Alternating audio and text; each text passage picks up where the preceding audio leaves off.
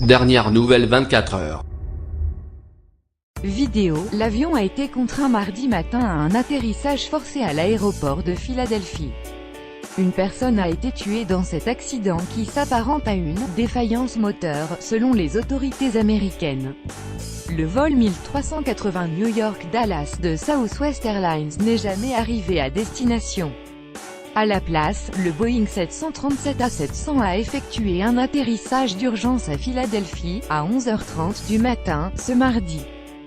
Ces passagers reviennent de loin. L'un d'eux, Joe Marcus, a publié sur Twitter la photo de ce qu'il reste du réacteur gauche de l'appareil, sérieusement endommagé par une déflagration. Elle témoigne des péripéties vécues par les quelques 144 passagers et 5 membres d'équipage à bord. Peu après son départ de l'aéroport de LaGuardia, près de New York, l'un des moteurs a explosé, brisant au passage un des hublots de l'avion, au-dessus de l'aile gauche. Le fuselage a également été endommagé par les projections de débris. Nous pensons que des parties du moteur se sont détachées, a indiqué lors d'un point de presse Robert Sumwalt, président de l'organisme fédéral pour la sécurité dans les transports NTSB, qualifiant l'incident de « défaillance de moteur ». Une personne a été tuée dans cet accident et au moins 7 autres auraient été blessés.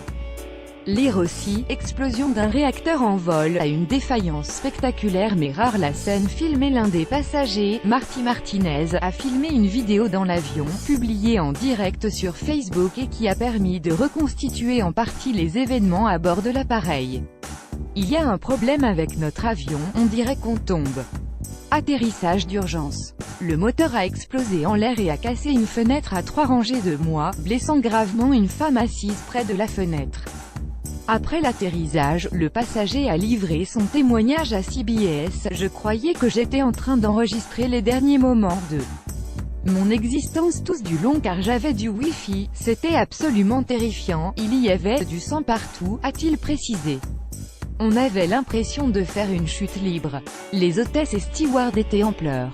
Le beau-père de l'une des personnes à bord, interrogé par la chaîne NBC, a indiqué que sa belle-fille lui avait raconté qu'une femme avait été partiellement happée hors de l'avion, avant d'être tirée à l'intérieur par les autres passagers.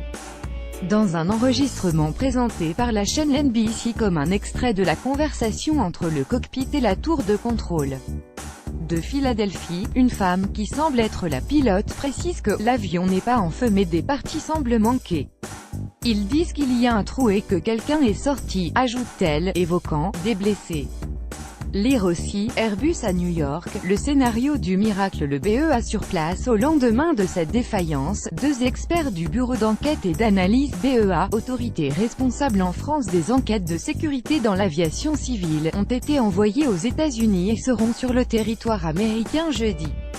Nous sommes concernés par cette enquête car le moteur est de conception franco-américaine. Le fabricant CFM International, NDLR, c'est une coentreprise entre les sociétés General Electric et Safran, a expliqué à l'AFP, Sébastien Barthes, le responsable de la communication du BEA. C'est une enquête qui est dirigée par le NTSB, notre homologue américain, mais nous y participons en tant que représentante accréditée, a-t-il précisé. C'est la première fois depuis 9 ans qu'un mort est à déplorer sur un vol commercial américain. En février 2009, un avion bombardier de la compagnie Colgan Air reliant New York à la petite ville de Buffalo s'était écrasé, tuant les 49 passagers à bord. Plusieurs spécialistes cités par les télévisions américaines ont fait remarquer que l'incident ressemblait à une défaillance de moteur subie par un Boeing 737 de Southwest en août 2016. Parti de la Nouvelle-Orléans, Louisiane, l'appareil avait dû atterrir en urgence en Floride, sans faire de victimes.